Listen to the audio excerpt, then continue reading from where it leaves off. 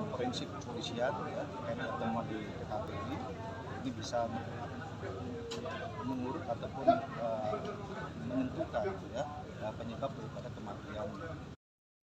3 keluarga korban tragedi Kanjuruhan melalui tim Aremania menggugat resmi melaporkan 21 orang terkait dengan peristiwa mulai dari unsur kepolisian, Arema FC hingga Bupati Malang. Di antara daftar terlapor juga ada mantan Kapolda Jawa Timur Irjen Pol Niko Afinta dan mantan Kapolres Malang AKBP Ferli Hidayat. Kuasa hukum tim Aremania menggugat Joko Tricahyana menerangkan pelaporan para keluarga korban dengan sangkaan pasal 338 KUHP tentang pembunuhan dan pasal 340 KUHP tentang pembunuhan berencana. Pihak keluarga pun berharap agar kepolisian segera menindaklanjuti laporan ini. Informasi lengkap terkait laporan keluarga korban tragedi Kanjuruhan akan disampaikan oleh Erwin Wicaksono, wartawan Surya Malang. Silakan, Erwin. Ya, baik, terima kasih rekan Siska di studio. Ya, kemarin tim Aremania menggugat resmi menyampaikan laporan 4 korban tragedi Kanjuruhan ke SPKT Polres Malang pada hari Rabu 16 November 2022 pada sore hari. Keempat korban tersebut merupakan berasal dari 3 keluarga korban dari tragedi Kanjuruhan. Tim kuasa hukum Aremania menggugat atau ketua dari kuasa hukum tim Aremania menggugat, yakni Joko Tricahyana, menerangkan bahwa laporan korban tragedi Kanjuruhan ini terkait penyangkaan pasal 338 KUHP tentang pembunuhan dan pasal 340 KUHP tentang pembunuhan berencana. Kata Joko, terdapat 21 orang yang dilaporkan. Ya, terlapor sendiri berasal dari berbagai unsur. Ini meliputi kepolisian, PT Liga Indonesia Baru, PSSI, Panpel Arema, dan media broadcaster penyelenggara pertandingan Liga 1 hingga Bupati Malang. Kata Joko sendiri, pihaknya terus akan mengawal pengawalan pelaporan-pelaporan ini, dan setiap 3 hari sekali mereka akan mengecek bagaimana sejauh mana Polres Malang menangani pelaporan tersebut. Yang Joko juga menerangkan bahwa pihak-pihak yang terkait bertanggung jawab terhadap penyelenggaraan pertandingan, yakni pihak kepolisian seperti mantan Kapolres Malang AKBP Ferli Hidayat dan mantan Kapolda Jawa Timur Irjen Pol Niko Afinta juga turut dilaporkan oleh tim Aremania yang menggugat. Dan sampai saat ini pihak Polres Malang sendiri melalui Kapolres Malang AKBP Putu Khalid Aryana menyatakan bahwa pihaknya menerima segala pelaporan-pelaporan yang dilakukan oleh Aremania ke Polres Malang. Dan Khalid sendiri menyatakan bahwa pihaknya akan menangani pelaporan tersebut secara profesional dan akan menyampaikan hasil pelaporan kepada publik di kemudian hari. Dan ketika kami informasi pula dari pihak lain seperti Bupati Malang, Muhammad Sanusi, melalui bagian protokol dan komunikasi pimpinan, Marendra menerangkan bahwa malah pihaknya masih belum mengetahui bahwa kepala daerahnya tersebut dilaporkan oleh Aremania. Dan sampai saat ini dari Pemkab Malang masih menunggu jika ada pemanggilan terhadap Bupati Malang dan akan terus mengikuti instruksi lebih lanjut mengenai pelaporan dari para Aremania tersebut oleh kepolisian. Begitu. Baik, terima kasih Erwin Wicaksono atas laporannya. Selamat bertugas kembali. Tribuners, kami akan menampilkan pernyataan dari kuasa hukum tim Aremania yang menggugat Joko Tricahyana.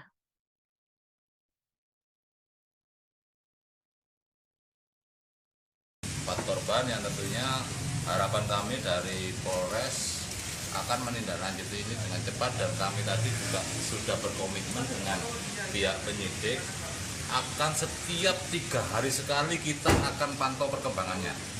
Ini dengan harapan apa? Mudah-mudahan penyelesaian ini dapat segera terselesaikan sehingga tidak ada kejelasan kemudian perkara tidak dijalankan atau apa. Ini kita sudah komitmen bahwa kita akan memantau dan selalu berkoordinasi terkait dengan laporan-laporan yang akan kita sampaikan di Polres ini. Mas Joko, 21 nama yang dilaporkan siapa saja?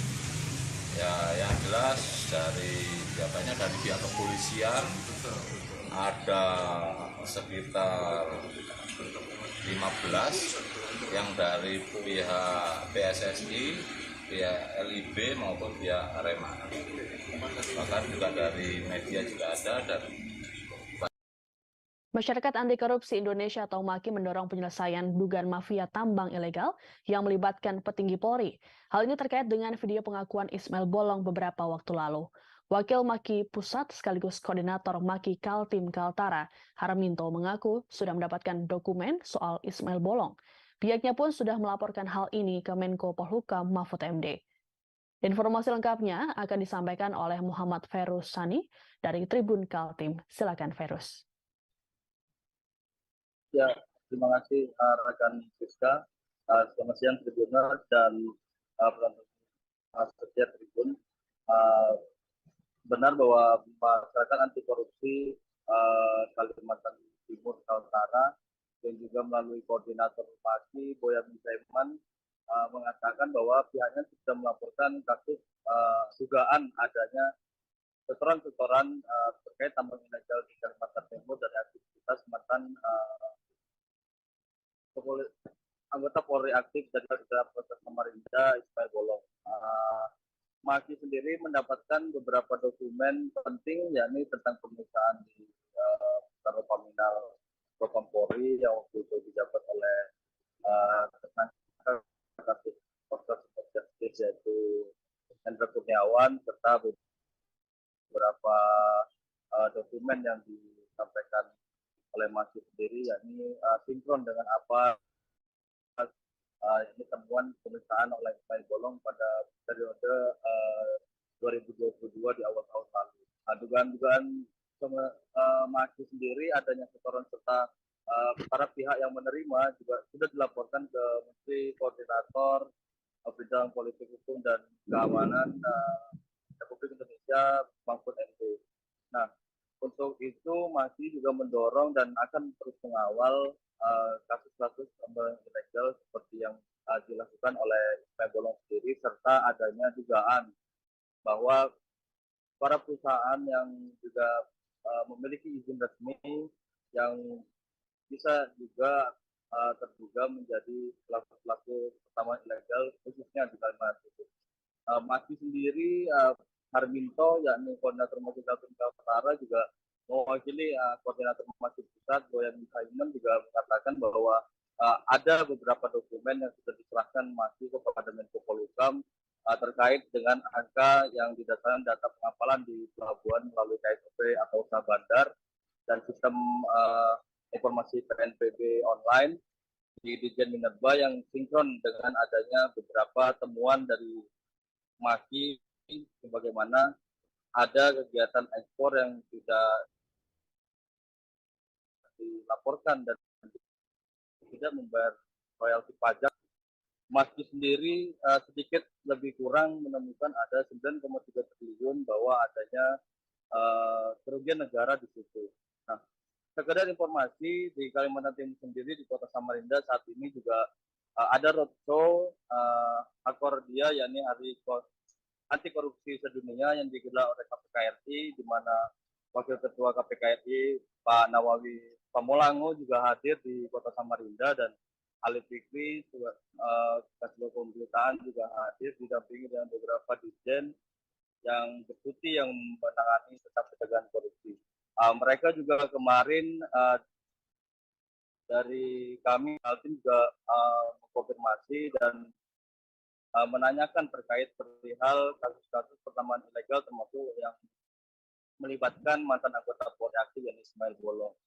Nawawi Pamolango sendiri saat diwawancarai ada diminta keterangan juga mengatakan bahwa pihaknya dari sebelum adanya viral atau ramai di perbincangan di publik juga sudah mengetahui dan juga tengah menelusuri adanya dokumen-dokumen serta apapun yang terkait dengan kegiatan pertambangan ilegal di Provinsi Kalimantan Timur. Dan juga Pak Nawawi Pamolango juga berkali-kali bilang bahwa KPK sendiri dengan keterbatasan SDM meminta agar para pihak agar segera melaporkan bahwa ketika ada dugaan atau misalnya ada beberapa aktivitas yang dinilai ilegal dan mengarah ke tindak pidana korupsi. Begitu rekan kita, kembali ke studio. Baik, terima kasih Ferus atas laporannya. Selamat bertugas kembali. Kita beralih ke Solo Tribuners. Menjelang pembukaan Muktamar ke-48 Muhammadiyah di Stadion Manahan Solo pada Sabtu 19 November, pengamanan di sekitar kawasan akan dioptimalkan. Hal ini mengingat acara Muktamar Muhammadiyah tersebut akan dihadiri sejumlah tokoh penting, termasuk Presiden Joko Widodo. Polresta Surakarta juga telah melakukan simulasi pengamanan bersama panitia Muktamar ke-48 Muhammadiyah, termasuk pergerakan massa dari Auditorium UMS menuju Stadion Manahan. Adi Surya Samudra dari Tribun Solo akan melaporkan informasi lengkapnya untuk Anda.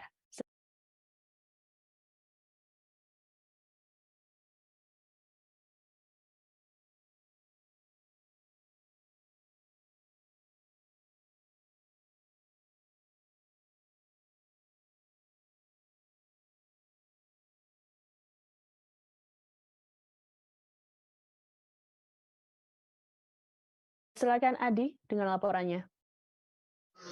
Iya, baik rekan sisa. Seperti yang dikatakan sebelumnya, memang ada pengetatan terkait dengan pengamanan di sekitar kawasan Muktamar ke-48 Muhammadiyah. Terlebih lagi memang ada beberapa atau sejumlah tamu penting yang hadir dalam muktamar tersebut, dan salah satunya adalah Presiden Republik Indonesia Joko Widodo atau Jokowi. Selain itu juga diperkirakan juga ada tamu luar negeri yang kemungkinan akan hadir dalam Muktamar ke-48 Muhammadiyah yang akan diselenggarakan pembukaan. Kelaya Hair Treatment Shampoo untuk rambut lebih sehat dengan ekstrak aloe vera dan minyak kemiri, menutrisi setiap helai rambut Anda, membuat rambut lebih sehat, kuat dan anti rontok. Kelaya Hair Treatment Shampoo ampuh atasi kerontokan. Hanya di Stadion Manahan terkait dengan tamu luar negeri yang akan hadir dalam pembukaan Muktamar ke-48 Muhammadiyah, Kapolresta Solo Kombes Pol Iwan Saktiadi belum bisa memastikan siapa saja tamu luar negeri yang akan hadir di pembukaan. Terlebih lagi apabila memang tamu luar negeri itu hadir ke pembukaan Muktamar ke-48 Muhammadiyah, maka akan ada sejumlah pengamanan atau sistem pengamanan yang kemudian disesuaikan dengan tingkat kepentingan dari tamu tersebut. Selain itu juga dari pihak Polresta juga bekerjasama dengan TNI, Satpol PP dan pengamanan internal untuk mengamankan jalannya Muktamar ke-48 Muhammadiyah.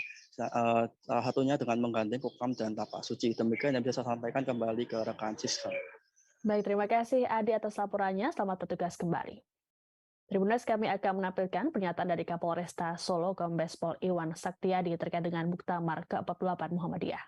Baik, terima kasih rekan-rekan sekalian. Seperti sudah kami sampaikan beberapa kali, dari mulai persiapan sebulan yang lalu, terhitung 14 Oktober saya masuk di Polresta Surakarta, saya langsung melaksanakan rapat koordinasi, kita jemput bola, mengundang dan mendatangi panitia Muktamar untuk berkoordinasi. Artinya, kami ingin memastikan detail-detail acara yang akan diselenggarakan oleh panitia Muktamar yang melibatkan informasi dari panitia, angkanya mencapai jutaan. Nah, namun demikian, itu adalah akumulasi karena semua daerah melaksanakan Muktamar. Namun demikian pula kami juga tetap mengantisipasi jika angka jutaan itu betul-betul ada di wilayah hukum Polresta Surakarta. Artinya, semangat kami adalah semangat memberikan pelayanan kepada seluruh pendatang, pengunjung, partisipan, muktamirin yang terlibat dalam muktamar untuk bisa nyaman, aman, dan terselenggara dengan baik kegiatan di X. Sebuah keluarga di Nagekeo, Nusa Tenggara Timur menjadi korban pemerasan dan penipuan oleh oknum anggota Polres Nagekeo. Mereka dimintai sejumlah uang agar sang anak bisa menjadi anggota Polri. Total uang yang diserahkan mencapai 80 juta rupiah. Terkait hal ini, keluarga tersebut sampai meminjam uang di koperasi hingga menggadaikan sawah. Pihak keluarga pun sudah melaporkan peristiwa ini ke polisi, namun belum ada kelanjutan. Ada dugaan bahwa oknum polisi tersebut juga melakukan tindakan serupa pada keluarga lain.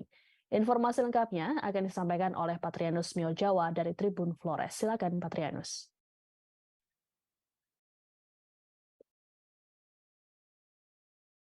di mana saja Anda berada. Dari Kabupaten Akeo, Provinsi Nusa Tenggara Timur, kami informasikan bahwa baru-baru ini telah terjadi kasus yang cukup menghebohkan, di mana sepasang suami istri melaporkan salah satu oknum anggota polisi di Polres Nagekeo berinisial TT ke Profesi dan Pengamanan atau Propam Polres Nagekeo pada tanggal 22 Oktober, sejak tanggal 22 Oktober tahun 2022 lalu.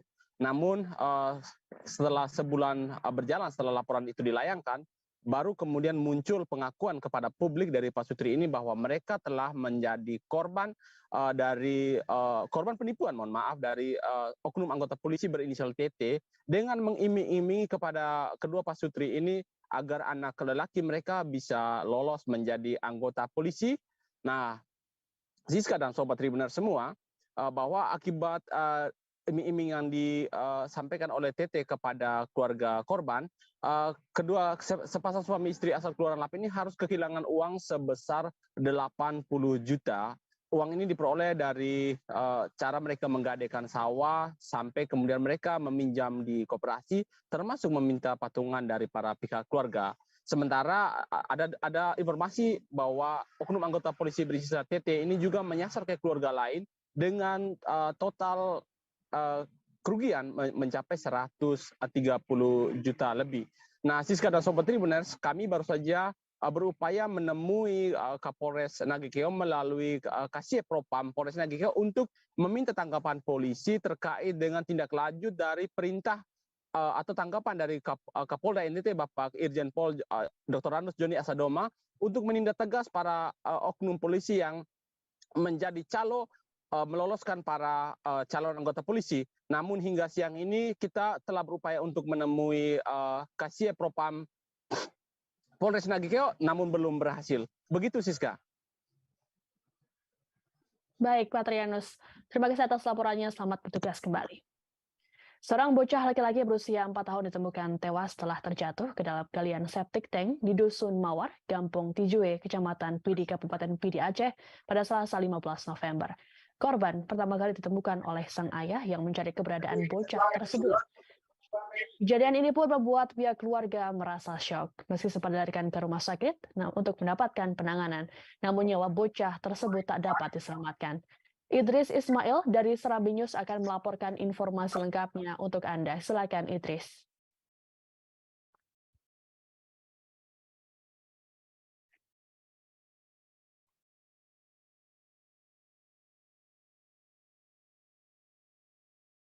Silakan Idris dengan laporannya. Ini sudah tersambung. Ya, silakan. Iya, baik. Tribuners di mana saja berada, saya berada di pusat kota Sigli, Kabupaten Pidi, Aceh. Jadi hari ini saya sampaikan laporan bahwa bocah berusia 4 tahun yang bernama Muhammad Zaki bin Ilyas Aziz, usia sekitar 4 tahun, asal Gampung atau Desa Tiju, Kecamatan Pidi, Kabupaten Pidi, Aceh. Jadi sekitar Selasa tanggal 15 November tahun 2022, sekira pukul 16.30 WIB, sebelumnya sempat bermain-main di rumah. Dari informasi yang kami peroleh, anak tersebut meminta kue pada ayahnya, yaitu Ilyas bin Aziz, namun belum sempat dipenuhi karena menjalani sholat asar. Namun anak karena bocah ini terus bermain di rumah yang rencananya mau ditempati yang telah siap pada galian septic tank, sumur yang telah digali untuk dijadikan PWC, dia bermain dan tercebur ke sana. Upaya pihak orang tua selama 10 menit melakukan pencarian, namun tiba-tiba setelah itu dicek ternyata bocah Muhammad Zaki telah terapung di dalam sumur septic tank WC yang penuh dengan air. Karena kebetulan di Aceh saat ini sedang di intensitas hujan yang sangat tinggi sehingga rendaman air itu menjadikan penyebab meninggalnya bocah malang tersebut. Mungkin demikian Tribunor yang dapat saya sampaikan dari Kabupaten PD Aceh. Baik, terima kasih Idris Ismail melaporkan langsung dari PD Aceh. Selamat bertugas kembali. Warga di Desa Gempolan, Kecamatan Pakel, Tulung Agung, Jawa Timur digegerkan dengan penemuan sesosok mayat di saluran irigasi pada Rabu 16 November pagi. Saat ditemukan, mayat berjenis kelamin laki-laki tersebut masih mengenakan helm. Diduga korban meninggal dunia karena mengalami kecelakaan tunggal. Dari hasil pemeriksaan, tim medis menemukan sejumlah luka pada tubuh korban. Untuk lebih lengkapnya terkait peristiwa ini akan disampaikan oleh David Yohanes dari Wartawan Surya. Silakan David. Ya, terima kasih Siska. Tribuners, pada hari Rabu pagi kemarin, warga Desa Gempolan, Kecamatan Pakel, Kabupaten Tulung Agung menemukan sesosok tubuh tertelungkup di saluran irigasi desa setempat. Jadi pertama kali yang menemukan adalah petani yang akan berangkat ke sawah. Saat itu yang kelihatan hanya helm berwarna merah yang terendam di air.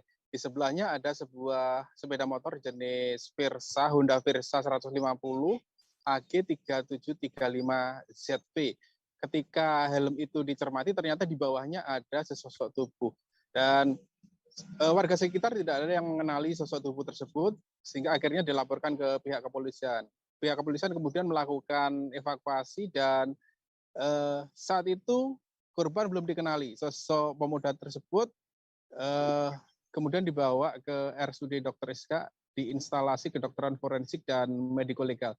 Dan dari sana kemudian dilakukan identifikasi, kemudian terungkap identitas korban adalah Fadilah, ya, Fadilah Nur Malik itu ternyata diketahui sebagai warga Kabupaten Trenggalek.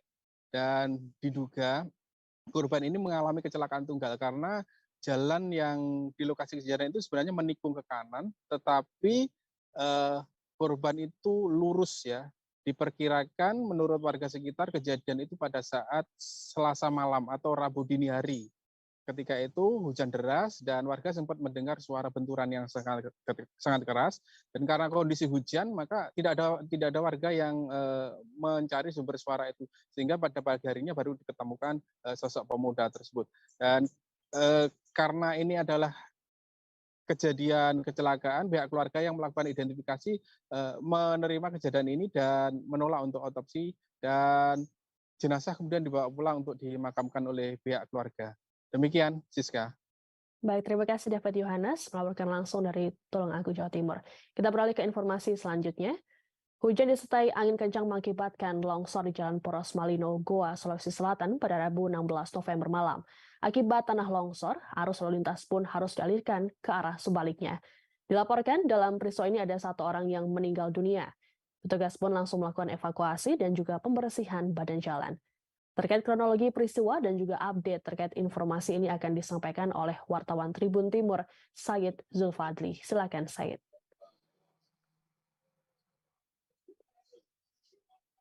Ya, terima kasih Siska, di mana longsor ini diakibatkan karena cuaca ekstrim atau hujan deras disertai angin kencang pada Rabu kemarin di ruas jalan Poros Provinsi di Poros Malino, Kecamatan Parangloe, Kabupaten Goa, Sulawesi Selatan, di mana ruas jalan tersebut merupakan lintasan untuk menuju ke kawasan pariwisata, yakni di Malino, Kecamatan Tinggi Moncong, di mana ada beberapa titik lokasi longsor yang terjadi di lokasi tersebut.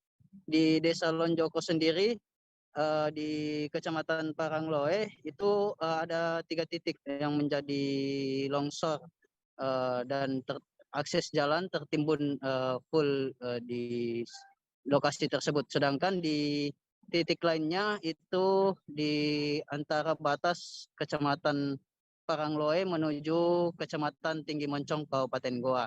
Di sana juga terdapat beberapa titik lokasi longsor.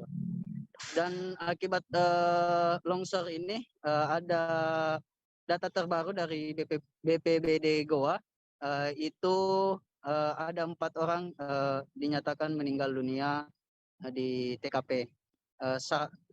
Dari 4 orang tersebut ada yang meninggal dunia saat melintas menggunakan mobil, salah satunya yakni warga dari Kabupaten Sinjai Barat. Dan ada juga korban lainnya yang tertimpa longsor di dalam rumahnya yang dilaporkan meninggal dunia. Sehingga totalnya menurut Kepala BPBD Kabupaten Goa per hari ini itu data sementara sekitar total ada 4 orang. Sedangkan rumah yang tertimbun longsor di Kecamatan Parangloe, Kabupaten Goa itu ada sekitar 10 hingga 15 rumah yang tertimbun longsor. Saat ini ratusan petugas atau tim SAR gabungan, baik itu dari SAR maupun Basarnas, Sulsel, BPBD Goa, Damkar Goa, dan TNI Polri, itu dikerahkan untuk menyisir dan melakukan penyisiran dan mencari beberapa korban yang belum ditemukan hingga saat ini, Siska. Dan menurut keterangan warga setempat itu yang selamat yakni Fatmawati, dia mengaku kejadiannya pada saat maghrib. Dia sempat mendengar suara seperti gempa dan gemuruh. Dan ketika terjadi longsor tersebut, dia bersama keluarga, istri dan anaknya, suami dan anaknya langsung keluar seketika dari rumahnya. Beruntung dia selamat dari musibah longsor ini. Demikian Siska, saya kembalikan ke studio. Baik, terima kasih Zaid Sufatli yang melaporkan langsung dari Goa, Sulawesi Selatan. Tribuners, kami akan menampilkan pernyataan dari Kepala Dusun Tombongi Jufri, Kepala BPBD Goa Iksan Prawansa, dan juga korban longsor yang selamat yakni Fatmawati. Sendiri di sini ada berapa banyak? Untuk sementara di sini masih 3 titik kalau di sini. Ya kalau di bagian atas kita belum ketahui nih sampai Di sini berapa, Pak? Masih 3 titik dari sini. 3 titik? Ya. Kalau rumah yang tertimpa berapa? Sekitar ada 10 rumah di bawah ini. 10 rumah? Iya. Itu berapa total korban yang sementara kita belum dapat ini, sementara 2 orang. 2 orang? Kita ketahui ini. Itu kalau informasi yang mobil jatuh itu bagaimana itu? Masih di atas ini, kita belum tahu, belum sampai ke titik di atas ini. Informasinya ada korban meninggal di situ, Pak? Iya, kayaknya ada. Berarti dari korban di dalam rumah sama mobil belum diketahui berapa yang meninggal, berapa yang selamat? Iya. Awal dengan kondisi cuaca yang cukup ekstrim dari data-data dari BMKG sendiri, kondisi memang curah hujan ini cukup tinggi. Nah ini memang dalam bulan-bulan sekarang ini memang cuacanya agak ini. Tapi kalau untuk persiapan dari teman-teman SAR gabungan ini bagaimana melihat kondisi longsor yang baru-baru ini? Ya memang dari awal kami semua ini dari tim CRC kami itu sudah posko. Ya, posko di kantor selama ini sudah berapa bulan sebelumnya ini kami sudah bersiap gitu. Tapi untuk evakuasi di TKP medannya bagaimana kalau memang agak sulit sementara ini? Evakuasi sekarang memang ada jalur yang agak susah kita lewati untuk sementara. Jadi teman-teman juga masih ada di bawah, kemudian masih mencari gitu, evakuasi yang ada di longsoran ketiga itu. Jam berapa kejadiannya ini, Tante? Longsor? Sudah maghrib kayaknya, jam awal Isya lah. Oh, maghrib. Iya. Jadi tuh maksudnya sebelumnya hujan deras kah tuh? Iya, hujan deras memang 2 kali banjir masuk di rumah.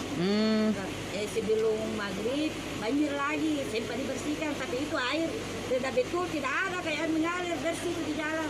Tidak lama kemudian sudah maghrib begitu, besar nih air. Bakalan tuh kayak gempa gitu. Oke, gempa ya bergerumu di. Langsung bunyi kayak memang itu suara ya.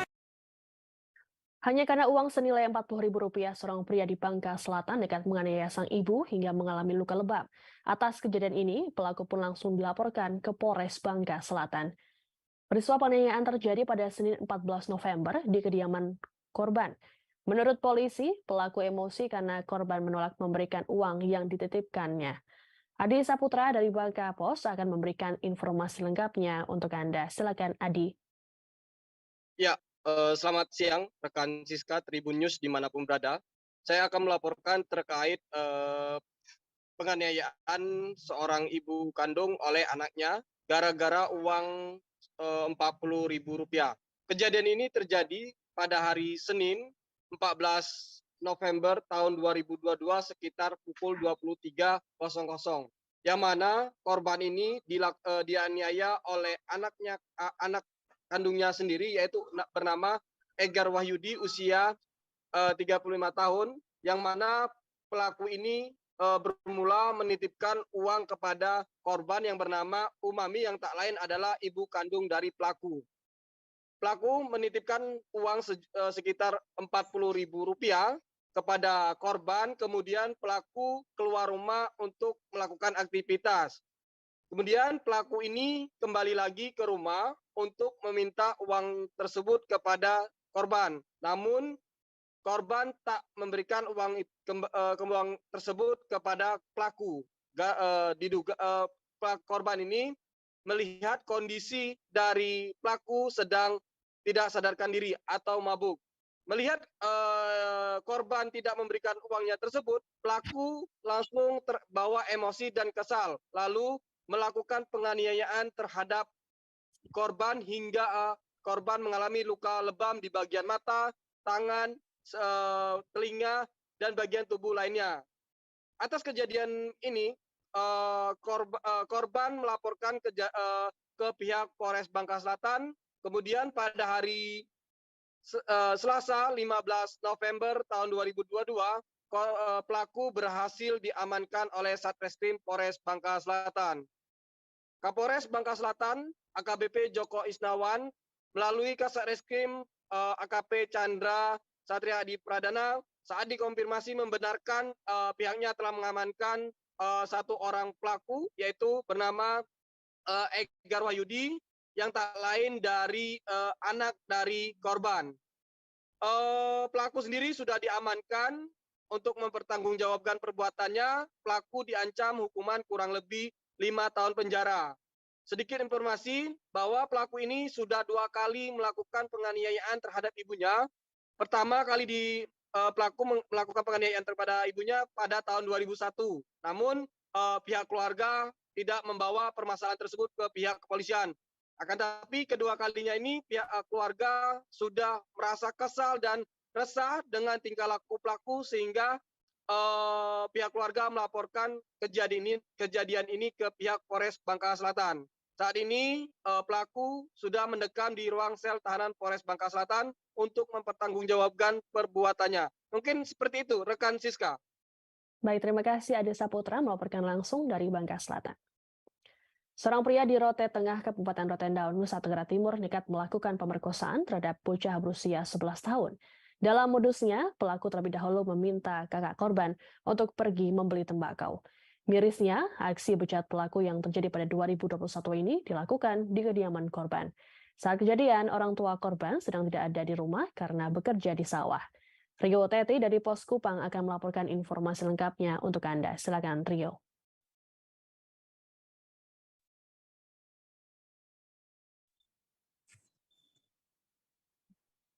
Baik, rekan Siska dan Tribuner sekalian dimanapun berada, dapat saya laporkan bahwa seorang pria di Kecamatan Rote Tengah, Hendrik Deu alias HD, melakukan tindakan asusila dengan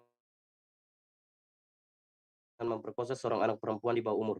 HD sendiri tinggal di RT 007, RW 013, Dusun Kepai, Kelurahan Onatali, Kecamatan Rote Tengah, Kabupaten Rotendao. Diketahui HD memperkosa seorang anak berinisial AK yang baru saja berumur 11 tahun dan masih duduk di bangku sekolah dasar. Tribuners dan rekan Siska, informasi ini diperoleh dari Kasih Humas Polres Rotendao, Aibtu Anam Nurcayo pada Rabu 16 November 2022 kemarin.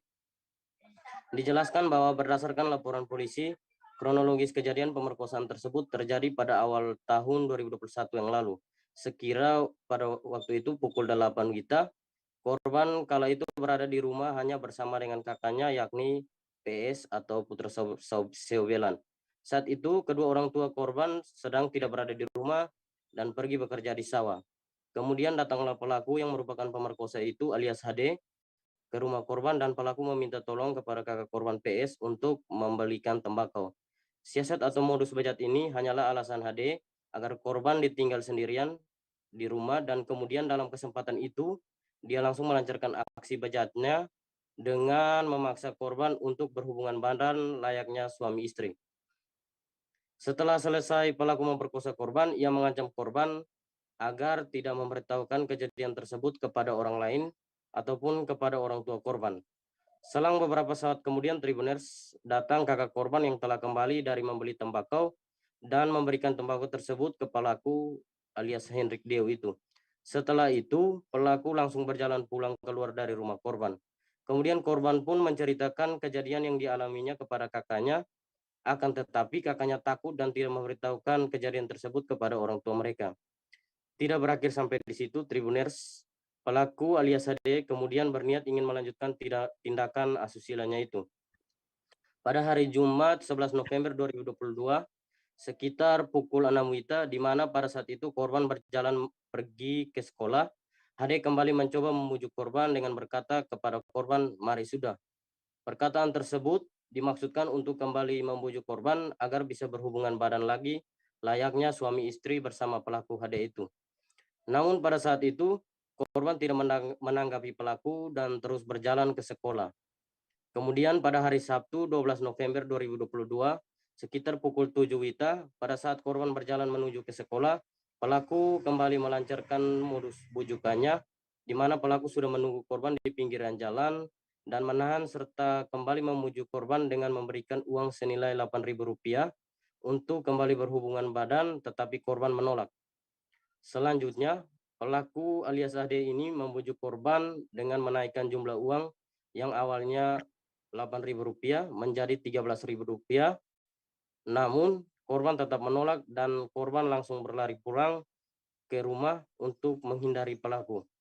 Sesampainya di rumah, korban menceritakan kejadian tersebut kepada orang tuanya, dan atas laporan si anak atau si korban ini, tak tunggu lama lagi, ayah dari si korban langsung pergi ke Mapolsek Rote Tengah guna melaporkan kejadian tersebut agar diproses sesuai hukum yang berlaku. Kasus kekerasan seksual terhadap anak di bawah umur ini untuk sementara dalam proses penanganan oleh unit Reskrim Polsek Rote Tengah. Tribunus dan rekan Siska, adapun tindakan yang dilakukan oleh pihak keluarga membuat laporan polisi serta melakukan permintaan guna membawa korban untuk divisum. Demikian rekan Siska. Baik, terima kasih Rio Teti atas laporannya. Selamat bertugas kembali. Sebuah minibus tanpa sopir terjun bebas ke laut saat diparkir di atas dam Pantai Tanjung Kalian, Kecamatan Muntok, Kabupaten Bangka Barat pada Rabu 16 November malam. Insiden ini terjadi karena pengemudi lupa menarik tuas rem tangan kendaraan. Beruntung tidak ada korban jiwa dalam insiden ini. Saat kejadian, air laut dalam kondisi sedang surut. Informasi lengkap terkait peristiwa ini akan disampaikan oleh Yuranda dari Bangka Pos. Silakan Yuranda.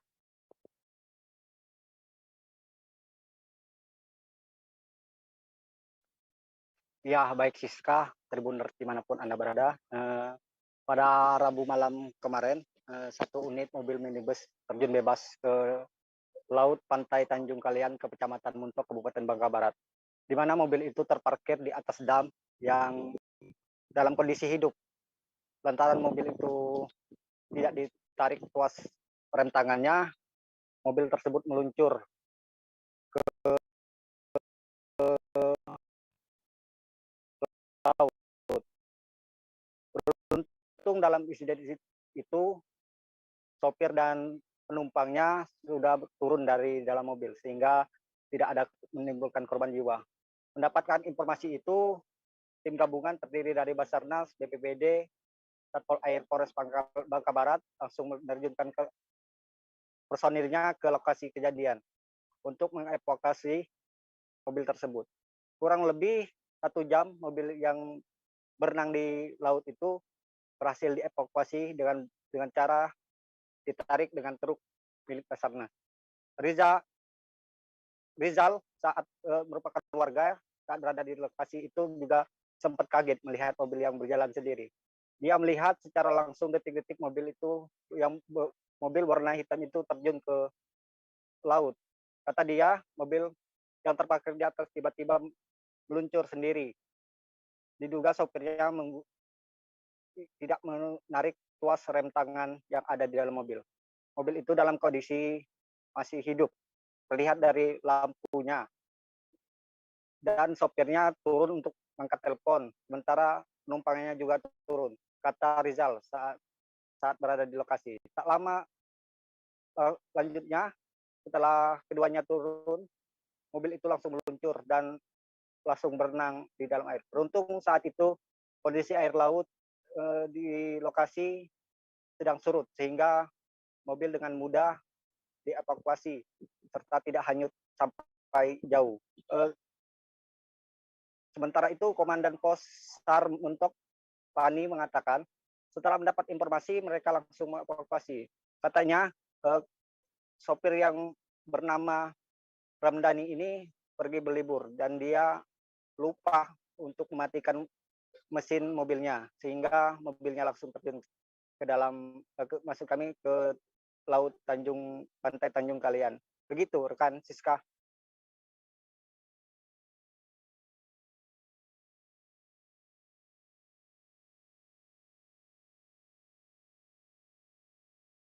Di perairan Tanjung Kalian Mentok. Jadi dari kami langsung ke lokasi bersama BPBD Bangka Barat tadi ke lokasi sama Polairut Polres Bangka. Terus proses evakuasi kita menggunakan personel, menggunakan seling, dibantu oleh warga, ya, BPBD, Polair, jadi dari Angkatan Laut juga turun, sama warga juga turun melakukan proses evakuasi. Dan untuk korban sendiri namanya kalau nggak salah Ramdhani, umur 30 tahun, alamat di KTP Jakarta, Bang ya? Ya. Nah, posisi di sebuah KTP di Jakarta. Jadi tujuan si korban ini ke sini itu liburan. Jadi informasi sementara yang kami dapatkan seperti itu. Perkembangan lanjutan informasi nanti akan dikembangkan dari pihak kepolisian. Kronologi singkat ya Bang? Kronologi singkat dari korban sendiri ngomong mobil itu dalam keadaan hidup. Ditinggal dia sebentar, ada perempuan, tahu-tahu mobil tersebut bergerak sendiri. Jadi info yang dari korban tadi sendiri pengakuannya seperti itu. Majelis Hakim Pengadilan Negeri Tanjung Pandan menjatuhkan vonis 10 tahun penjara terhadap terdakwa kasus pembunuhan wanita pemandu lagu di Belitung. Vonis ini lebih ringan dibandingkan tuntutan Jaksa Penuntut Umum atau JPU beberapa waktu lalu dengan hukuman 14 tahun penjara. Untuk diketahui sebelumnya, terdakwa bernama Hambali tersebut melakukan pembunuhan terhadap kekasihnya, yakni Fatma alias Dea Adelia, di Kafe Sukahati pada Juli 2022. Motif pembunuhan karena Hambali merasa sakit hati hubungan asmaranya diakhiri sepihak oleh korban. Informasi lengkap terkait perkara pembunuhan ini akan disampaikan secara lengkap oleh Dede Suhendar, wartawan Pos Belitung. Silakan Dede. Ya, baik Siska dan Tribuners, bisa kami sampaikan terdakwa kasus pembunuhan yang diketahui bernama Rahman Dahiri alias Hambali akhirnya divonis oleh Majelis Hakim Pengadilan Negeri Tanjung Pandan dengan vonis 10 tahun penjara pada persidangan yang digelar pada hari Rabu kemarin. Dalam putusan tersebut, memang putusan hakim dinilai lebih rendah dari tuntutan Jaksa Penuntut Umum, yaitu yang sebelumnya menuntut terdakwa dengan hukuman 14 tahun penjara karena dianggap melanggar pasal 338 KUHP pidana. Memang pada tuntutannya JPU sempat menuntut terdakwa dengan pasal subsidiar 338 yang dimana pasal primernya adalah pasal 340 KUHP. Majelis Hakim menilai hal-hal yang memberatkan terdakwa yaitu telah menghilangkan nyawa seseorang dalam kejadian tindak pidana tersebut. Sedangkan hal yang meringankan terdakwa adalah terdakwa berjanji tidak akan mengulangi perbuatan tersebut. Selain dari vonis 10 tahun, terdakwa juga dibebankan biaya perkara sebesar Rp5.000. Atas putusan tersebut, terdakwa yang didampingi oleh kuasa hukumnya langsung menerima dari putusan majelis hakim, sedangkan JPU masih menyatakan sikap pikir-pikir selama 7 hari ke depan. Bisa kami sampaikan, terdakwa Hambali ini memang telah melakukan pembunuhan terhadap kekasihnya sendiri yang bekerja sebagai pemandu lagu di Kafe Sukahati yang beralamat di Jalan Pilang, Desa Dukong, Kecamatan Tanjung Pandan, Kabupaten Belitung pada bulan Juli 2022 lalu. Dalam perbuatan itu, terdakwa melakukan pembunuhan dipicu lantaran terdakwa merasa sakit hati karena hubungan asmara mereka berakhir secara sepihak dilakukan oleh korban. Karena tidak terima oleh keputusan korban, akhirnya korban terdakwa maksud kami nekat melakukan penusukan terhadap korban beberapa kali di bagian tubuh yang menyebabkan korban meninggal dunia di lokasi kejadian. Terdakwa juga sempat melarikan diri dari lokasi kejadian setelah melakukan pembunuhan tersebut, namun berkat kesigapan tim operasional Polres Belitung, terdakwa langsung bisa diamankan pada pagi harinya. Demikian Siska. Baik, terima kasih Dede Suhendar yang melaporkan langsung dari Belitung. Seorang pedagang nanas di Gresik, Jawa Timur ditemukan tewas setelah dianiaya oleh sejumlah orang. Polres Gresik kemudian mengamankan sebanyak 2 orang terkait peristiwa ini.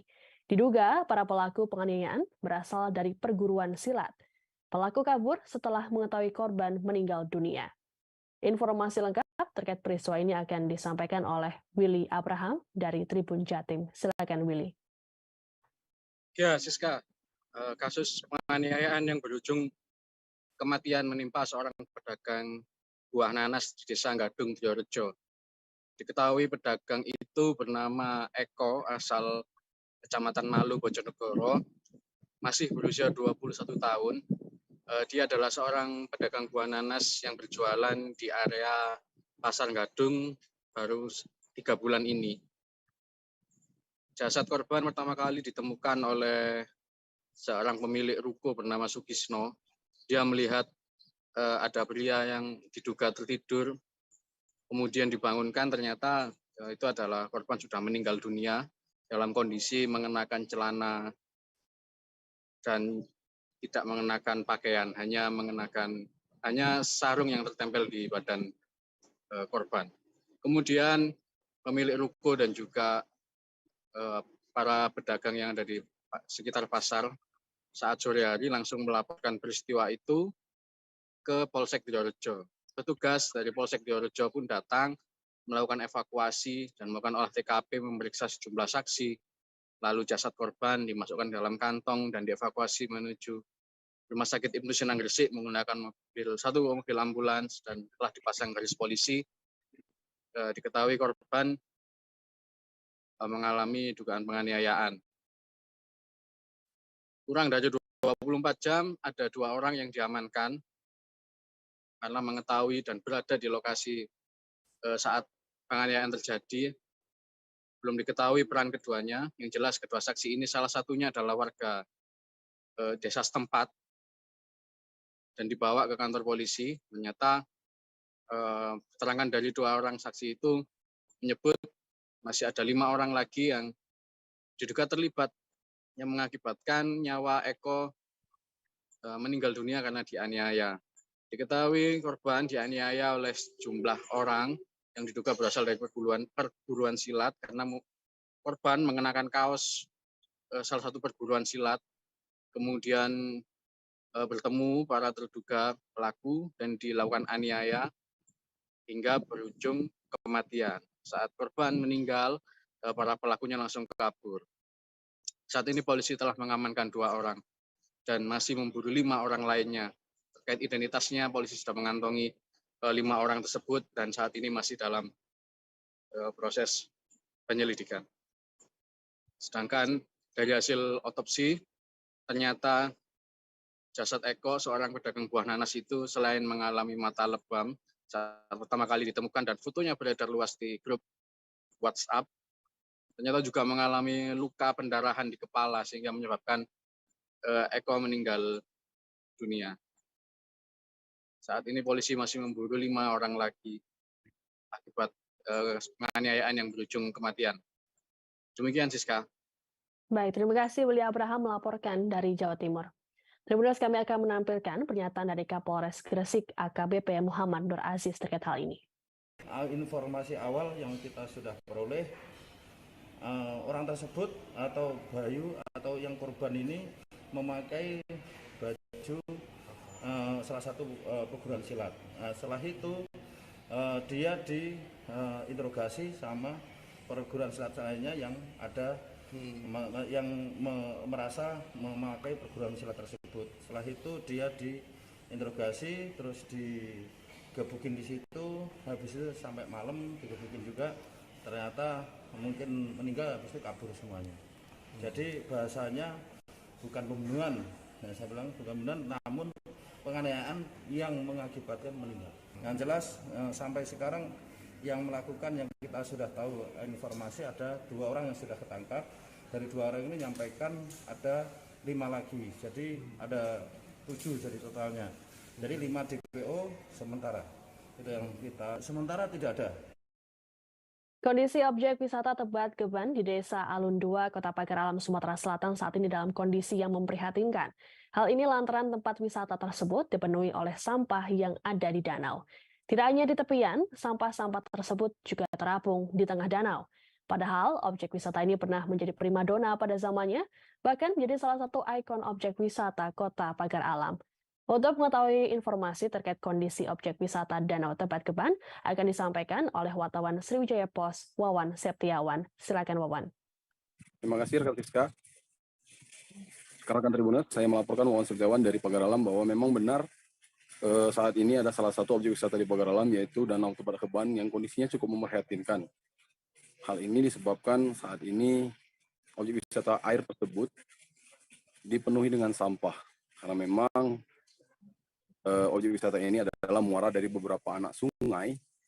Hal ini diduga disebabkan karena masih kurangnya kesadaran masyarakat di sekitar atau di hulu dari danau ini membuang sampah pada tempatnya. Akhirnya pada musim hujan seperti ini, sampah yang mereka buang ke sungai berkumpul di salah satu objek wisata danau, yaitu Danau Tebet Geban.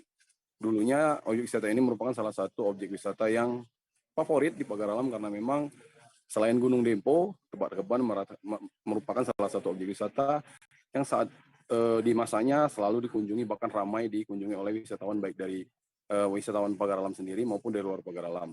Kondisi ini juga diperparah kondisi saat ini beberapa gazebo yang ada di lokasi objek wisata ini sudah rusak bahkan roboh. Padahal objek wisata ini merupakan objek wisata yang favorit dan pemandangan yang di sekitarnya juga cukup indah karena dari danau ini Gunung Dempo yang menjadi ikon Kota Pagar Alam juga tampak sangat jelas. Tapi saat ini objek wisata ini tampak sangat kumuh karena hampir sebagian danau sudah dipenuhi sampah. Parahnya lagi, sampah-sampah tersebut merupakan sampah plastik yang mungkin harus butuh ratusan tahun jika tidak dibersihkan terurai. Hal ini membuat banyak wisatawan tidak lagi datang ke objek wisata ini, hanya terlihat beberapa warga yang memancing di kawasan objek wisata ini. Selain itu juga, meskipun sudah beberapa program diluncurkan oleh pemerintah kota terbaik penanganan sampah, namun sepertinya masalah sampah ini tetap menjadi masalah utama di Kota Pagar Alam. Jadi pemerintah juga melalui wali kota menghimbau kepada masyarakat untuk tidak membuang sampah di selokan meskipun pada saat musim panas, karena memang ketika saat musim hujan sampah tersebut akan menyumbat aliran-aliran sungai, bahkan ini contohnya sudah mencemari salah satu objek wisata. Siska.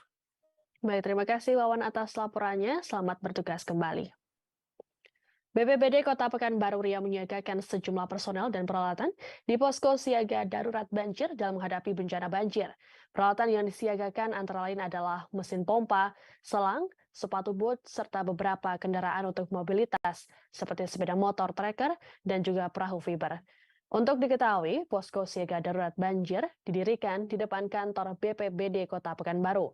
Posko ini beroperasi sejak 10 November lalu atau pasca penerapan siaga darurat banjir di Kota Pekanbaru. Fernando Sikumbang dari Tribun Pekanbaru akan melaporkan informasinya untuk Anda. Silakan Fernando.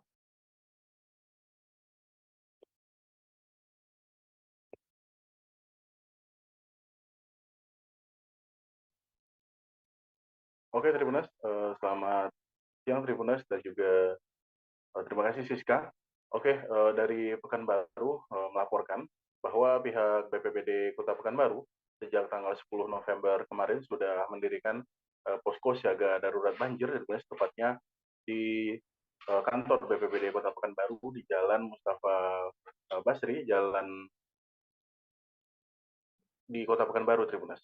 Dan mereka mendirikan posko tersebut di halaman kantor sebagai bentuk langkah antisipasi terhadap ancaman banjir yang diprediksi bakal berlangsung di beberapa titik di Kota Pekanbaru, Tribuners. Karena memang saat ini menurut BMKG untuk Kota Pekanbaru masih diprediksi bakal memasuki musim penghujan hingga pada Januari mendatang, Tribuners, pada di awal tahun 2023. Dan ada rencana posko ini bakal beroperasi hingga tanggal 31 Januari 2023 mendatang, Tribuners. Karena memang pihak pihak BPBD ingin melakukan langkah antisipasi terhadap ancaman banjir yang berpotensi terjadi di beberapa lokasi di Kota Pekanbaru, terutama di kawasan-kawasan yang berada di tepi aliran sungai, Jadi di Kota Pekanbaru terdapat beberapa aliran sungai, namun yang jadi perhatian dari pihak BPBD Kota Pekanbaru adalah sekitar di aliran Sungai Sail, karena memang kawasan di sekitar Sungai Sail ini Tribunas memang terjadi pendangkalan Tribunas sehingga berpotensi terjadi luapan air dari aliran sungai ke rumah-rumah maupun ke pemukiman masyarakat yang tinggal tidak jauh dari aliran sungai tersebut, Tribunas. Apalagi memang aliran sungai tersebut melintas di beberapa kecamatan yang ada di Kota Pekanbaru, Tribunas. Dan kondisi banjir sempat terjadi beberapa waktu lalu di Kota Pekanbaru, Tribunas, dan memang kondisi terparah di sekitar aliran Sungai Sail. Maka pihak BPBD Kota Pekanbaru pun memberikan atensi khusus kepada langkah antisipasi di sekitar aliran Sungai Sail, Tribunas.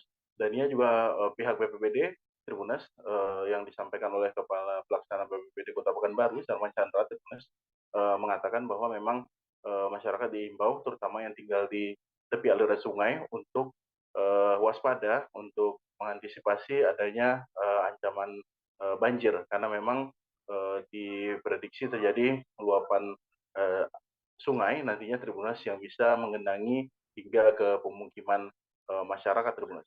Dan selain itu, Tribunas, pihak BPBD sendiri mengaku sudah melakukan persiapan terhadap sarana dan prasarana pendukung, Tribunas, untuk mengantisipasi terjadinya banjir nanti, Tribunas.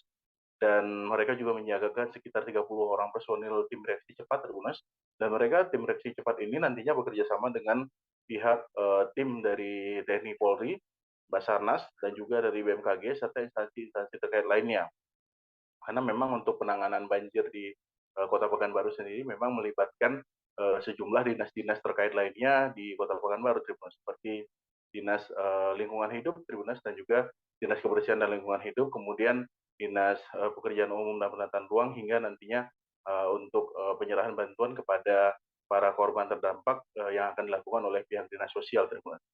Dan selain itu, Tribunas, untuk imbauan dari BPBD Kota Pekanbaru sendiri mengimbau kepada masyarakat untuk tetap menjaga lingkungannya dan juga bisa melaporkan langsung adanya kejadian banjir maupun adanya terjadi bencana di sekitar kawasannya kepada BPBD Kota Pekanbaru. Apalagi pihak BPBD Kota Pekanbaru sudah membuka posko darurat siaga banjir di depan kantor BPBD Kota Pekanbaru. Oke, kembali ke Siska. Baik, terima kasih Fernando Sikumbang melaporkan langsung dari Pekanbaru. Tribuners, terkait dengan informasi ini, kami akan menampilkan pernyataan dari Kepala Pelaksana BPBD Kota Pekanbaru, Sarman Chandra.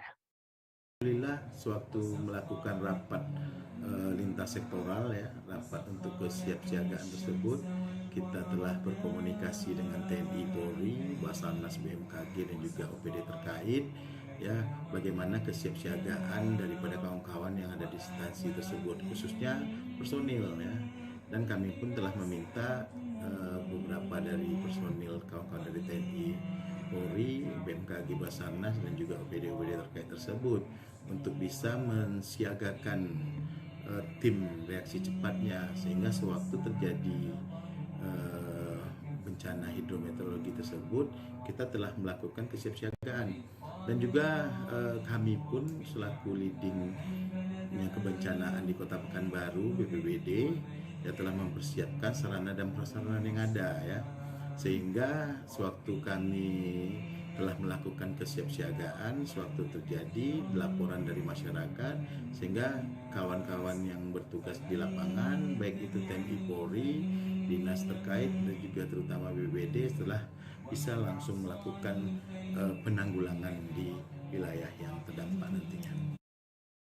Kapal motor penumpang atau KMP Mutiara Timur 1 tujuan Lombok mengalami insiden kebakaran di perairan utara Karangasem, Bali pada Rabu 16 November. Saat kejadian, kebakaran kapal ini membawa 35 anak buah kapal atau ABK dan 236 orang penumpang. Terkait peristiwa ini, petugas TNI AL dibantu nelayan setempat langsung melakukan evakuasi pada para penumpang kapal. Untuk mengetahui perkembangan terkini terkait peristiwa terbakarnya KMP Mutiara Timur akan disampaikan oleh Jimmy Sucipto dari Tribun Lombok. Silakan Jimmy.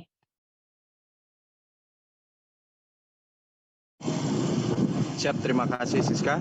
Saya Warta Tribun Lombok, Jimmy Sucipto, membenarkan hal tersebut bahwa kapal KMP Mutiara 1 tujuan Pelabuhan Ketapang, Jawa Timur ke Pelabuhan Lembar, Lombok Barat telah terbakar sekitar pukul 15 WITA. Dan kejadian terbakar tersebut berada di perairan Karangasem dengan dugaan awal ataupun laporan awal bahwa kapal tersebut terbakar akibat adanya percikan dari bagian dek parkir mobil atau parkir kapal yang berada di lambung kapal. Dan selanjutnya dihimpun informasi dari Perwira Lanal Mataram, Suwito, kepada tribunlombok.com bahwa sudah dilakukan beberapa aksi penyelamatan yang dilakukan oleh TNI Angkatan Laut bersama orang-orang lainnya seperti Basarnas, pihak kepolisian, dan juga nelayan. Dan diantaranya Suwito mengatakan bahwa kapal Angkatan Laut yang bernama Kadet 6 sudah mengevakuasi sebanyak 228 orang. Sedangkan di kapal Angkatan Laut Kadet 7 sudah mengevakuasi sebanyak 15 orang, serta selebihnya dievakuasi menggunakan perahu nelayan. Dan hingga saat ini, Tribun Lombok masih mencoba untuk menghimpun informasi apakah semua anak buah kapal maupun penumpang berhasil diselamatkan atau ada korban jiwa, dan juga apakah ada mengalami kerugian dan baik dari material maupun korban jiwa.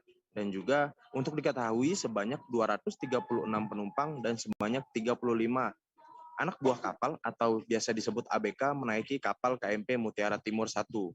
Dan pada saat evakuasi, seluruh penumpang yang menggunakan kapal Angkatan Laut dibawa menuju pelabuhan yang ada di Jawa Timur. Demikian Siska laporan singkat dari Perdana Tribun Lombok. Terima kasih. Baik, terima kasih Jimmy Sucipto melaporkan dari Lombok. Kami tunggu informasi selanjutnya. Pertandingan futsal di Porprov Sulut 2022 berlangsung meriah dan juga menegangkan. Pertandingan yang dilaksanakan di Soccer Futsal Mogoilang Kota Mobagu itu telah selesai dilaksanakan pada Kamis 17 November 2022. Para atlet perwakilan kabupaten atau kota menampilkan permainan yang sangat baik dalam ajang ini. Dalam pertandingan tersebut, Kabupaten Sangihe dan Minahasa Utara berhasil lolos ke final. Nelty Manamuri dari Tribun Manado akan melaporkan informasi lengkapnya untuk Anda. Silakan Nelty. Ya, baik Siska, dapat kami laporkan untuk pertandingan pada Pekan Olahraga Provinsi Sulawesi Utara tahun 2022, khususnya cabang olahraga yang diikuti oleh 9 kabupaten kota yang ada di Sulawesi Utara dan terbagi dengan 3 grup. Dan tim futsal yang sudah bertanding yang berhasil lolos ke babak final, yakni Kabupaten Sangihe, Kabupaten Minahasa Utara, Kota Manado, dan Kabupaten Bolamongondo Utara. Dan pada pertandingan yang dilakukan pada hari ini, Kamis 17 November 2022,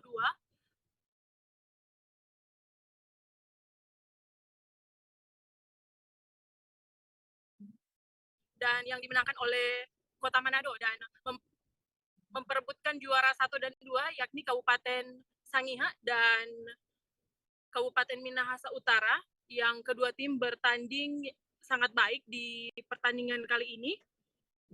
Dan pertandingan yang seru dan menegangkan antara kedua tim futsal Kabupaten Sangihe dan Kabupaten Minahasa Utara di ajang Pekan Olahraga Provinsi.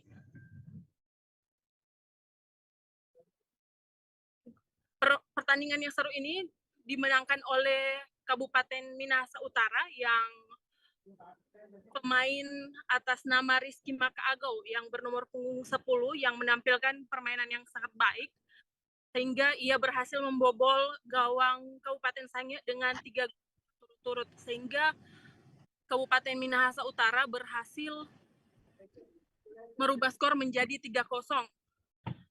Dan tim Kabupaten Sangihe terus mencoba membalas, namun belum membuahkan hasil gol, sehingga Kabupaten Minahasa Utara pun kembali mencetak gol lewat Syaril A nomor punggung 12 yang kembali merubah skor menjadi 4-0. Hingga akhir pertandingan, wasit meniup peluit panjang dibarengi dengan teriakan sponsor, supporter dan para pemain Minahasa Utara atas kemenangan Minahasa Utara untuk Kabupaten Kepulauan Sangihe dengan skor akhir 4-0 dan dipastikan bahwa Minahasa Utara mendapat medali emas, sedangkan untuk Kabupaten Kepulauan Sangihe mendapat medali perak dan untuk Kota Manado mendapatkan medali perunggu. Demikian Siska laporan kami. Baik, terima kasih Nelti Manamuri melaporkan langsung dari Manado. Kita beralih ke informasi selanjutnya, Tribuners. Pemerintah Provinsi Kalimantan Utara menjalin kerjasama investasi dengan Kanada melalui Canadian Commercial Corporation. Penandatanganan perjanjian kerjasama atau MOU dilakukan saat acara B20 yang merupakan rangkaian dari G20 di Bali. Momen ini pun dihadiri langsung oleh Gubernur Kaltara Zainal Paliwang. Investasi ini akan digunakan untuk pengembangan bandara ramah lingkungan di Kaltara. Informasi lengkap terkait perjanjian kerjasama oleh Pemprov Kaltara dan Kanada akan disampaikan oleh Maulana Ilhami Faudi dari Tribun Kaltara. Silakan Maulana. Ya, seperti dilaporkan rekan Siska dan Tribuners bahwa pemerintah Provinsi Kaltara bersama Canadian Commercial Corporation telah menandatangani MOU mengenai peluang investasi sebesar $200 juta atau setara 3 triliun rupiah terkait pengembangan Green Airport atau bandara ramah lingkungan. Nantinya pihak dari Kanada akan melakukan studi terlebih dahulu mengenai potensi dan rencana pengembangan bandara ramah lingkungan yang ada di Kaltara. Menurut pihak Dinas Perhubungan Kaltara, terdapat 2 lokasi potensi bandara di Kaltara yang akan menjadi proyek dalam pengembangan bandara ramah lingkungan, yakni di Bandara Tanjung Harapan Tanjung Selor dan juga bandara di Juwata Tarakan. Nantinya bandara-bandara ini akan beralih menggunakan sumber energi baru terbarukan sehingga bandara menjadi ramah lingkungan dan sumber energi yang digunakan untuk operasional bandara adalah yang zero karbon atau tidak menghasilkan karbon. Selain 2 bandara tersebut, pihak Dinas Perhubungan Kaltara mengatakan bahwa nantinya besar kemungkinan akan ada pembangunan bandara baru, khususnya nanti yang akan menunjang proyek Green Industrial Park atau kawasan industri hijau di Tanah Kuning, Mangkubadi, Bulungan yang memang saat ini masih dalam proses pembangunan. Ya, kayak berharap dengan adanya peluang kerjasama dan investasi di Kaltara ini nantinya akan menumbuhkan perekonomian wilayah Kaltara dan semakin mengembangkan konektivitas yang ada di Kaltara. Demikian rekan Siska laporannya. Baik, terima kasih Maulana atas laporannya. Tribuners, kami akan menampilkan pernyataan dari PLT Kepala Dishub Kaltara Andi Nasuha terkait dengan perjanjian ini. Beliau ini ada 2 agenda. Agendanya itu ada yang B20 dengan G20. Kalau hubungannya bisnis ke bisnis ya. Terhadap hal ini itu yang kemarin dibahas. Nah, kebetulan di Kaltara itu beliau ada yang membahas itu sudah lama tentang pengembangan bandara seperti itu. Ini pengembangannya, pengusahanya. Kita kan ceritanya bandara di sini kan ada 5. Ada di Madinau, ada di Nunukan ada 2 ya. Di Madinau juga 2. Kita di sini dengan di Tanjung Harapan dengan di Juwata 6 ya. 6 itu. Kalau itu namanya pengembangan di situ. Tapi kalau buat baru. Butut laporan kasus penipuan yang membuat ratusan mahasiswa Institut Pertanian Bogor atau IPB menjadi korban dan terjerat pinjaman online atau pinjol, Polresta Bogor Kota akan memanggil terlapor berinisial SAN.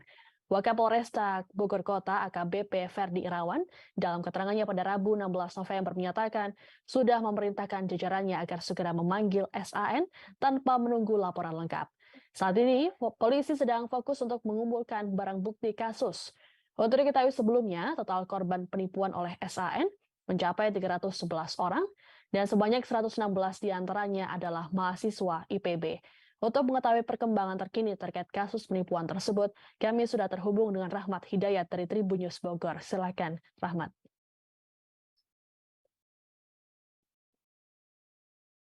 Ya baik, Siska dan rekan-rekan Tribuners lainnya, selamat siang. Dapat kami sampaikan bahwasanya seperti yang diketahui, kasus penipuan berkedok investasi dan akhirnya berujung kepada pinjaman online ini terjadi di Kota Bogor dalam beberapa hari kebelakang ini.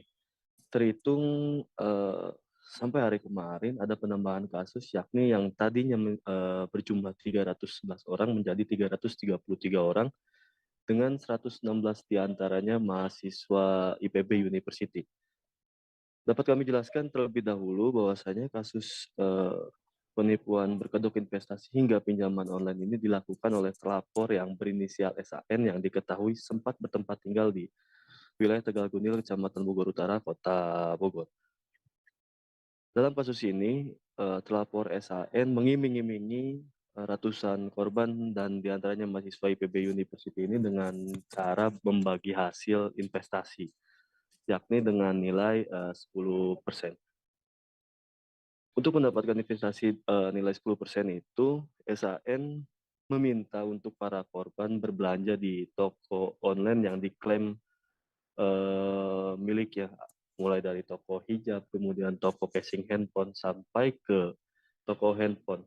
Namun, ketika korban untuk diarahkan membeli barang di toko online shop miliknya dengan maksud untuk menaikkan rating online shop tersebut, justru diarahkan oleh SAN menggunakan aplikasi pinjaman online. Jadi sehingga para korban yang saat ini tercatat 333 orang ini tidak menggunakan modal pribadi, akan tetapi menggunakan modal dari pinjaman online yang diarahkan oleh SAN sebagai terlapor ini untuk digunakan oleh para korban. Nah, dari hasil pinjaman online tersebut, total pinjaman online yang diterima oleh para korban lalu diserahkan ke SAN secara penuh. Namun nanti dari hasil pinjaman online diserahkan secara penuh ke SAN ini, terlapor SAN memberikan nilai 10% yang sudah kami sebutkan tadi kepada para korban. Dengan maksud nanti ketika online shopnya itu ratingnya naik, SAN bisa melunasi pinjaman online yang dilakukan oleh korban sesaat sebelum mengajak investasi bagi hasil 10% tersebut. Namun seiring berjalannya waktu, investasi 10% yang dijanjikan oleh SAN kepada para korban itu tidak diberikan secara lancar. Alhasil, tunggakan dari pinjaman online yang memang dari awal perjanjian antara korban dengan SAN akan dilunasi oleh SAN tidak kunjung dilunasi dan akhirnya menjadi beban para korban yang saat ini sudah berjumlah 333 orang. Alhasil, saat ini 333 orang ini dengan diantaranya 116 mahasiswa IPB University harus menanggung beban tunggakan pinjaman online yang ia ajukan untuk mendapatkan investasi 10% tersebut. Begitulah duduk perkara dari kasus ini yang kami jelaskan terlebih dahulu. Lalu pada hari kemarin, terhitung penambahan yang sudah kami sebutkan tadi, membuat pihak Polresta Bogor Kota pun langsung merespon cepat. Beberapa respon cepat itu diantaranya langsung membuka posko pengaduan bagi masyarakat yang terkena hal kasus serupa, yang memang oleh polisi diperkirakan jumlahnya akan terus bertambah dari 333 orang itu.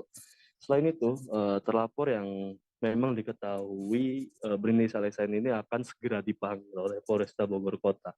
Namun sampai hari ini, kami masih belum mendapatkan informasi lanjutan terkait upaya pihak Polresta Bogor Kota untuk langsung memanggil SN ini untuk terlebih dahulu diamankan dan mempertanggungjawabkan atas perbuatannya yang menimpa 333 orang ini.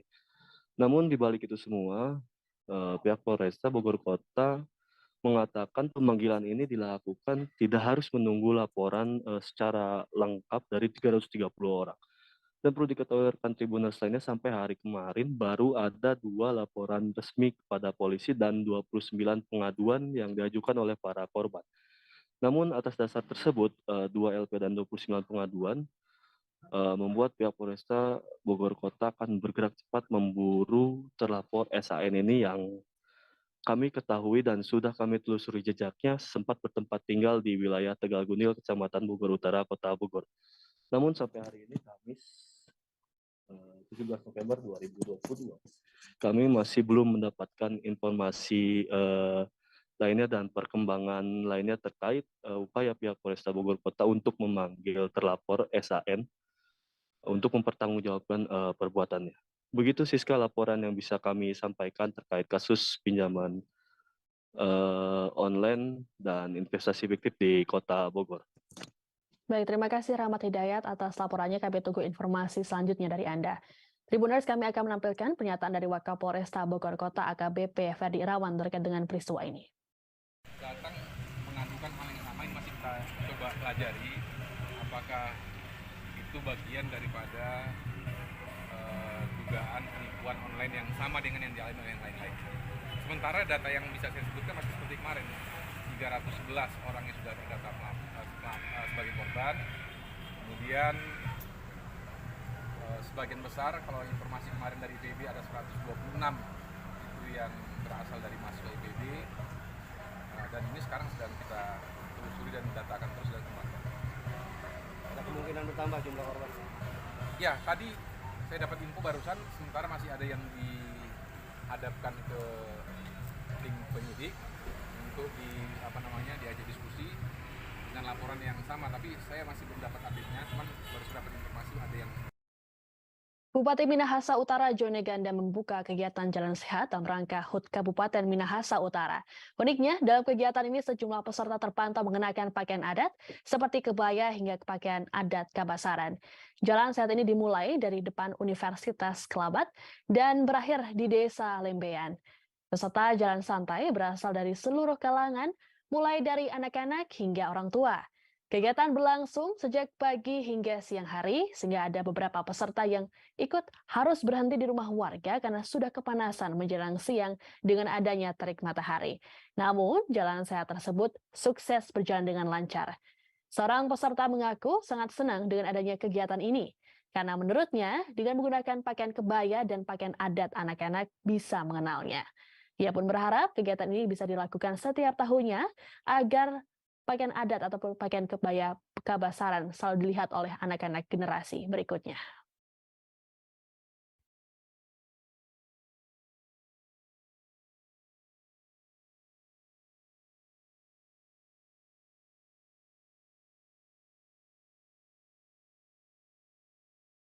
Tribuners, informasi tadi sekaligus menutup jumpa kita dalam live update siang hari ini. Setelah ini masih ada program live update sport yang akan dipandu oleh Saradita.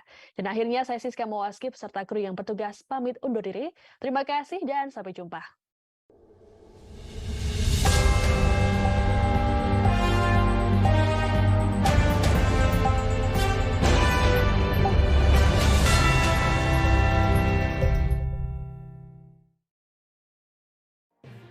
Tribun News Live Update. Tanggal 21. Selamat siang Tribuners, selamat sore Tribuners, selamat petang Tribuners, Anda sedang menyaksikan live update. Informasi teraktual dan terupdate dari siang hingga petang kami sajikan untuk Anda. Menewaskan